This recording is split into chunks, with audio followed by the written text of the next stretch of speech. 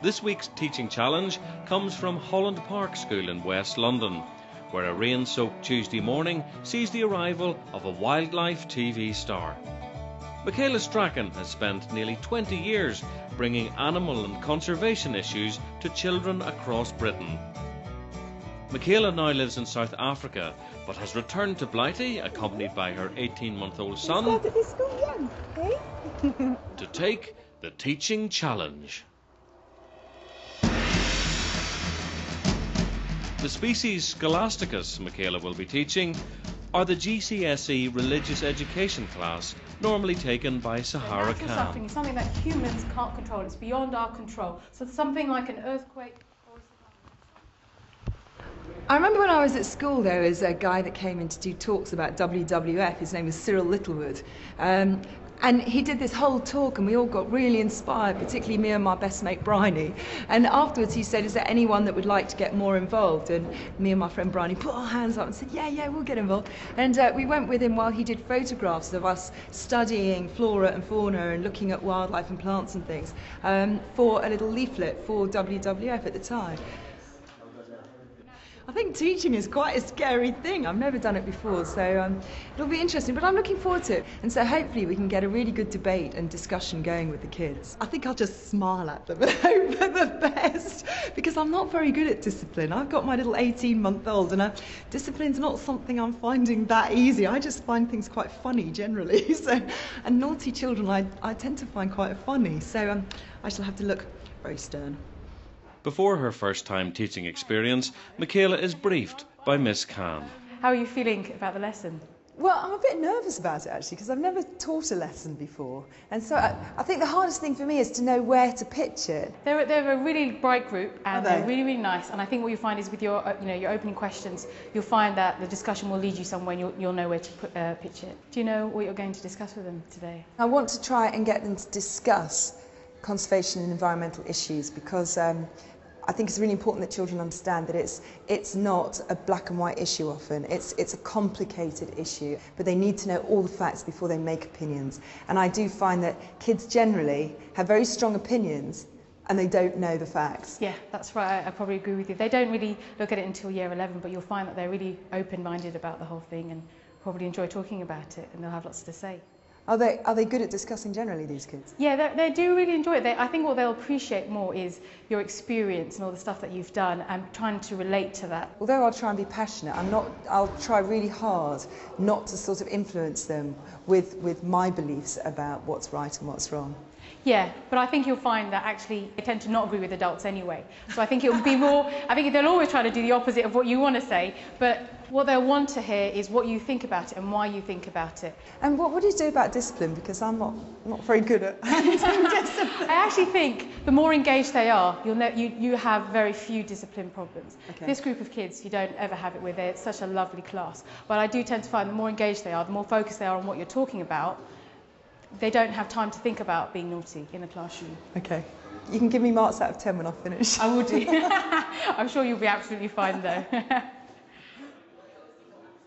As the class get ready for their celebrity visitor, Sahara takes up position next door to monitor the lesson. This is where I get a bit nervous. I hope they're nice. Hi everyone. Hi. How are you all? Fine.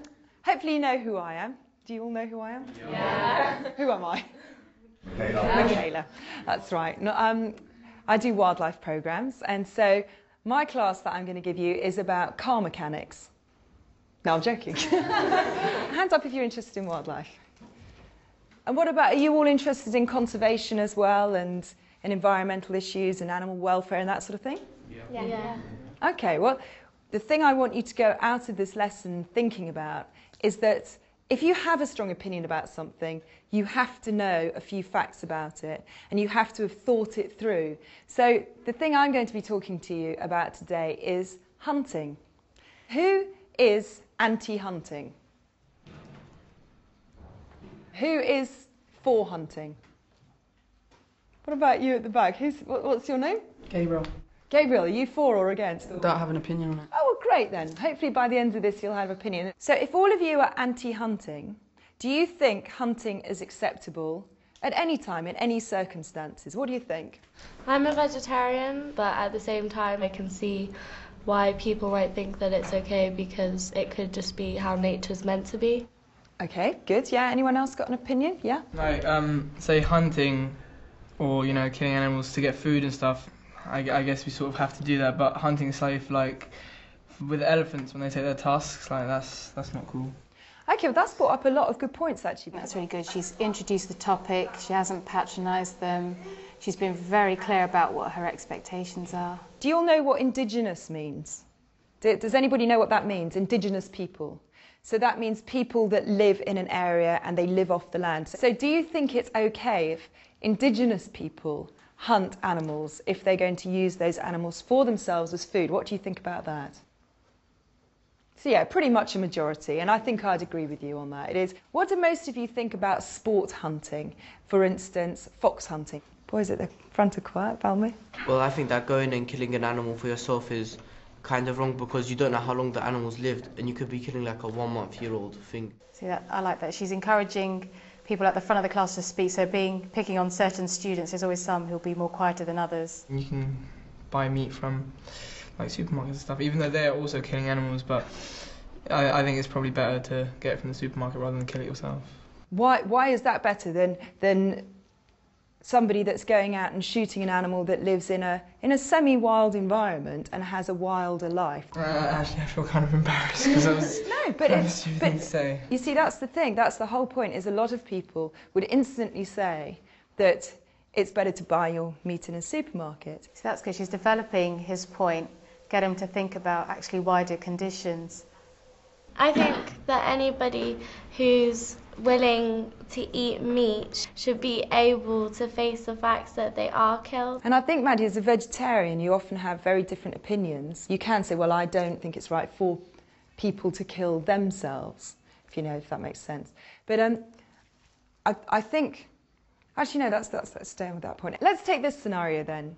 In some places, experts say there are too many of one particular animal, let's say elephants. To manage those elephants, we have to cull them, which means they have to kill some of them in a managed way. They decide to then give the right to come and kill that elephant to the highest bidder, but then that money will go back into conserving the elephants that are left and the whole environment. This makes it a bit more interesting, giving them a scenario to react to.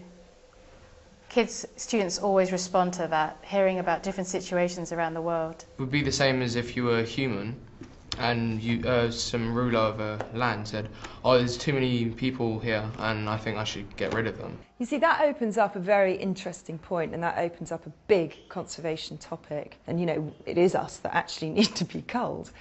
Yeah, Gabriel? Couldn't they just move the animals? It would have been nice to hear more about Jack's earlier point about whether or not humans do have more value than animals, and if they do have more value, why do we attribute more values to humans? A lot of the time they do try to move animals, but again, conservation is expensive, and to move animals, particularly if you're talking about moving elephants, is an expensive business, and sometimes it doesn't work because they have such strong links with where they've been moved from. It could be the excellent central heating system, but Michaela is starting to lose some of her class.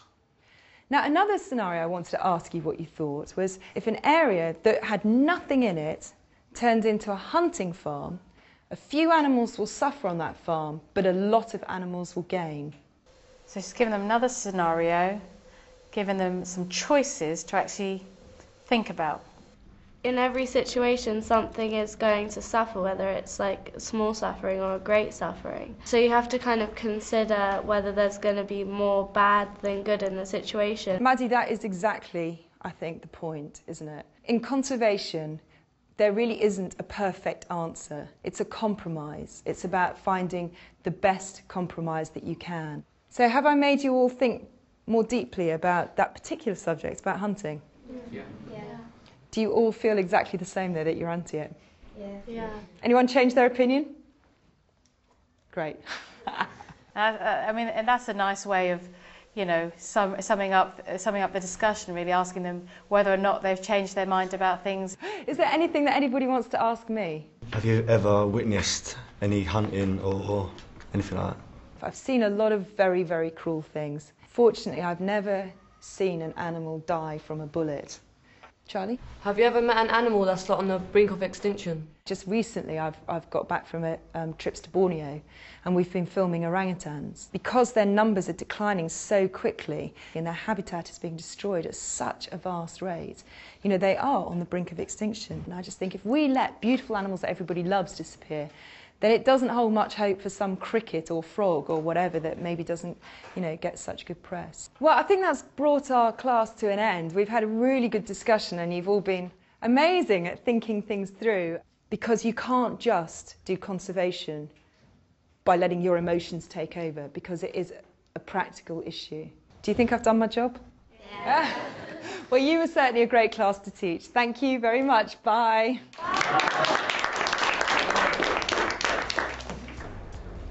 Well, I quite enjoyed that, actually.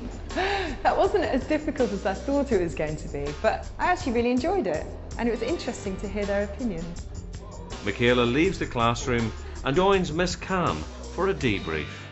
That was an amazing lesson. I really enjoyed watching you. Thank you. That was very sweet of you to say. No, they really responded to what you were saying. I think the best bits were when you spoke about your personal experiences and what you saw, because they were able to feed off of that and give you what they thought about that. I thought it was interesting that none of them were into fox hunting. Now, if I'd gone into a school in the countryside, then there probably would have been more people that would have been for fox hunting, because that's what they know, than against. I found it really interesting that despite the fact that you were against fox hunting, you still gave them the other side and said, you know, this is why someone may be interested in it, may like it.